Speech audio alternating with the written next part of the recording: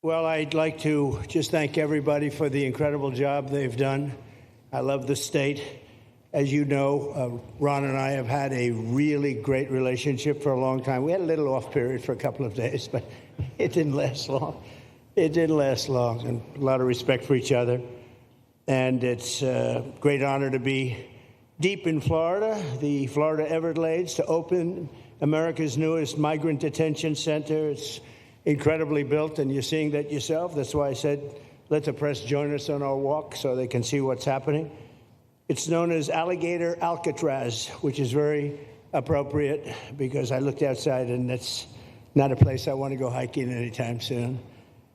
But very soon, this facility will house some of the most menacing migrants, some of the most vicious people on the planet.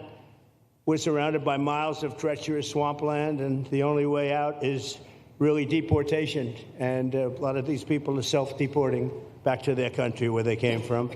Quite a few. Were amazed at actually the number. We took the FEMA money that Joe Biden allocated to pay for the free luxury hotel rooms, where he's paying hundreds of millions of dollars in New York City, and we used it to build this project. And Iran was just a little fraction of that money. The money they spent on that project, I happen to know the real estate developer. He's a he never really made that much, but he became very wealthy. With luxury, he didn't do well. With people that are not exactly luxury, he's made a fortune. I want to thank Florida Governor Ron DeSantis and Secretary of Homeland Security Kristi Noem, and Florida Attorney General James Uthmeier. Where is James? Where is he? You do a very good job. I hear good things. I hear good things about you from Ron, too. No, you really do. He's even a good-looking guy. That guy's got a future, huh? Good job, James. I hear you did really, really fantastic. Worked hard.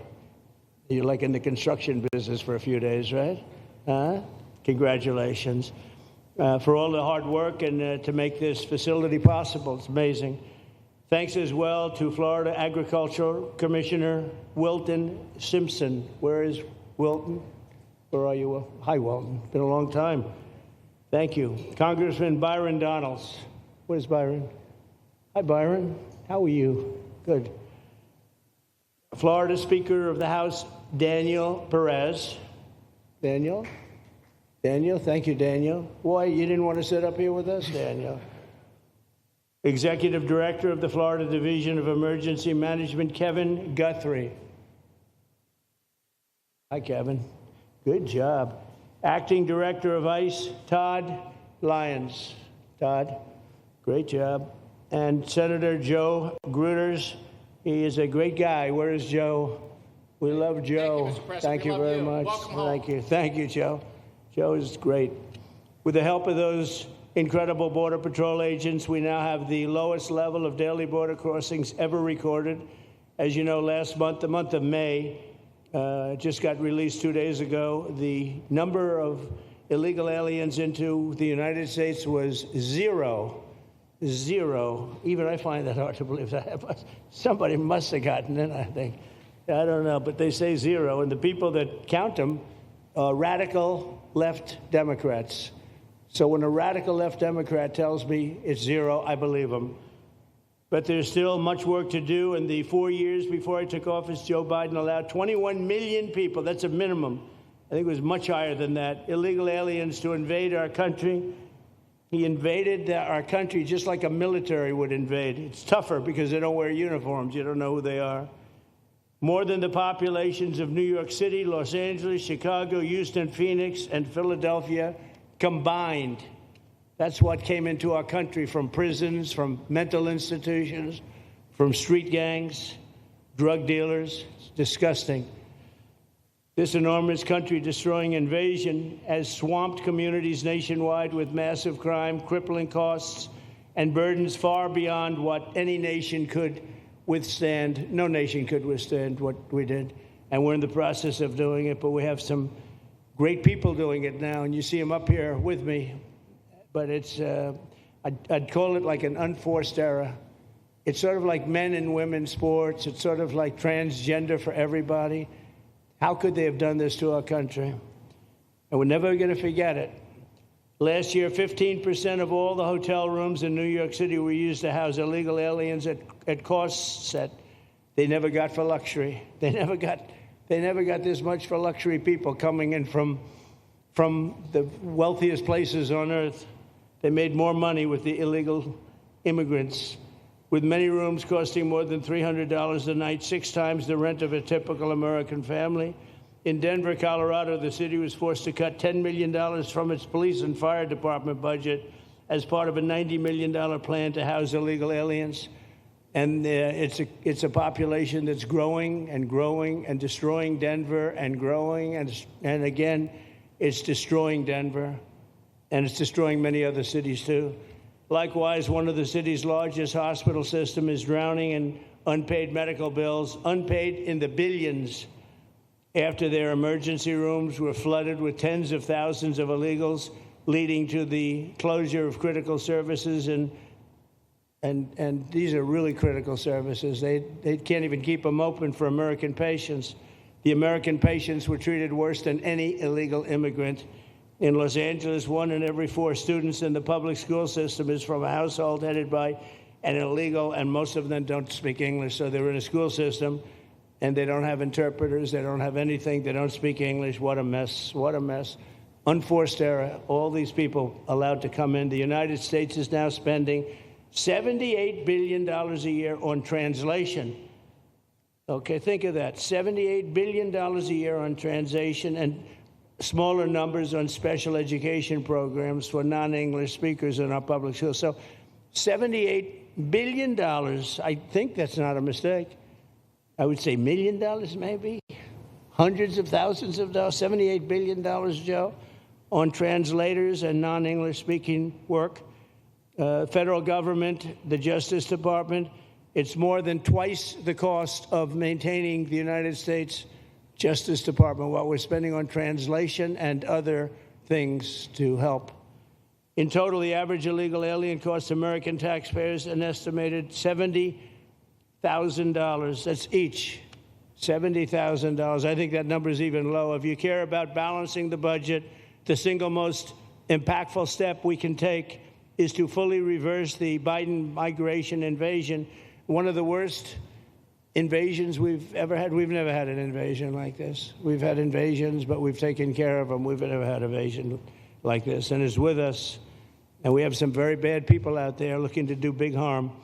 That's why the One Big Beautiful Bill includes funding for 3,000 new Border Patrol officers and 10,000 new ICE agents. And I've gotten to know the Border Patrol and ICE very well. Unlike Kamala, she was the border czar, but she never saw the border. She never made one phone call. She was some border czar. She would have been some president. Probably would have been slightly better than Biden, though. I had to run against both of them, you know? The one guy, it's like a fighter. You knock out the one guy who's doing badly, then they put somebody else in. But fortunately, she was a stiff also. Otherwise, I would have been very angry. I would have been extremely angry. The heroes of ICE will also help round up and remove members of the savage drug cartels which are coming back into our country. And we got them out. Now some of them came back in. We just got them out again. And that's going to be a vicious cycle. But these are foreign gangs. They're horrendous people, killers, that have infiltrated our territory, including 8 which we have designated as foreign terrorist organizations, which gives us a lot more power for speed and getting them out much easier. And we had a great court victory, as you know, on Friday that allows us to do what we have to do from the Supreme Court of the United States. In 5 months, my administration has already arrested over 2,700 members of the murderous Venezuelan gang known as Tren de Aragua, including a pack of these sadistic animals arrested last month with over 280 guns. And these are guns of the latest caliber. These are guns that were made over the last period of less than a year, getting brand new guns, the latest and the greatest. Every day, our brave law enforcement officers are hunting down and deporting migrant criminals who have committed heinous crimes, including more than 13,000 murders, 11,888 to be exact, but I'd probably say the 13,000 is right also. Think of it, 11,888, and more than half of them, they committed more than one murder. So, Ron, many of them are out of here already, but it's still it's a hell of a number to be confronted with. Just this year, ICE agents in Miami have apprehended illegals with arrests for murder, kidnapping, rape, child sexual abuse, and arson, people of the worst order. We're getting these monsters out of the United States, out of Florida, out of all the places that they're in. And on January 20th, I signed an executive order empowering governors and state police to be deputized to enforce federal immigration laws. And Ron's already taken advantage of it. It's a tremendous advantage for the states. Most of them are doing it. Actually, the blue states tend not to do it. Even a couple of them have, though. And I want to express my tremendous thanks to the state of Florida for embracing this opportunity and being a true partner. They've worked so well with the federal government. It's been just a beautiful, beautiful partnership. So, Ron, I'd like to thank you personally. You are my friend, and you'll always be my friend. And we may have some skirmishes even in the future. I doubt it. But I will always come back because we just we have blood that seems to match pretty well. We have a relationship that's been a very strong one for a long period of time, and I appreciate it. Very much appreciate it. And also, Secretary Noem, I'd like to have you say a few words. You have been unbelievable, the job you've done. You and our favorite person, Tom Homan, have done, and your whole staff, because it's a lot of people, and Tom acknowledges it all the time. He respects you so much. He respects the staff that you both built. And you're really doing one of the great jobs. And it was great that you could work with Ron in Florida so well. Built such a great facility. So please say a few words. Thank you very much. Thank you. I don't know if this will work. Well, thank you, Mr. President. First of all, I want to thank you for putting the safety and the security of the American people first, and the way that you never lose focus on making sure that America stays our priority and that the families that live here get the chance to grow up and to raise their children in communities that are safe and that give them an opportunity to pursue the American dream. This facility here is a fantastic representation of what can happen when all of government works together and when it's accountable to the taxpayers and to the citizens that live here. The president signed an executive order that allowed us to build partnerships with states and with local law enforcement officers, which is exactly how things should function in this country. More power, more authority given to people locally so that they can take control of their own destiny. And so we have already been working under the 287G program to deputize law enforcement officers, whether they be state highway patrol, local sheriff's departments in all of our states, and allow them to go out with our ICE officers, our border patrol officers, and make sure that we're getting the worst of the worst off of the streets. We also recognize that as we've been doing that and returning people back to their home countries, that we need detention facilities. We need beds to put them in place so that they can have their due process before they return home. And this facility is exactly what I want every single governor in this country to consider doing with us. What happened to start this conversation was that a young man named Jimmy Percival in my office, my general counsel, who came from Florida and used to work here, called up the Attorney General and the governor and said, hey, what do you think about partnering with us on a detention facility that we could put in place that would allow us to bring individuals there? There's an airstrip close by. You guys volunteered the assets that you have and the connections that you have and worked with Kevin extensively so that we could come here, have their due process given, and return them home to their countries. And in 8 days, this facility has been stood up. And I want everybody to recognize that detention facilities that ICE adheres to is a higher standard than is required at state levels, at local Department of Corrections facilities, sheriff's offices. This is a state-of-the-art facility, air-conditioned, isolated for security purposes, which is very helpful. And I appreciate so many people being willing to work together to make a project like this happen. Right here on this location, we'll have about 3,000 beds. Other location will have another 2,000 beds that will allow us to bring individuals across the country that we are bringing in and incarcerating for violating our laws and immediately get them out of the country as soon as we possibly can. It's exactly what we need to be perpetuating in other states. And what I would say is I want all of you to notice these flyers that we've got, is that everybody who sees these flyers or anybody who sees these news clips should know you can still go home on your own. You can self-deport. If you go on the CBP Home app and go home now, you will get the chance to come back to the United States legally. you will get the chance to come back and do it the right way. If you don't, you may end up here. And you may end up here and being processed, deported out of this country, and never get the chance to come back. That is the consequences of breaking the law in the United States of America. Listen, our job is to uphold the law. This is a country of laws. We have a border now, and because we have a president that cares and recognizes that we need to be a nation of borders and a nation that upholds the law. If you break the law, there's consequences. We will deport you, and you will never get to be a United States citizen. You'll never even get to come back here and work and to pursue the American dream. But if you decide you want to go home now, go home, and we'll help facilitate it. We'll buy your plane ticket. We'll get you there. In fact, I just got back from Panama, Costa Rica, Guatemala, Honduras. Those countries are excited to get their citizens home.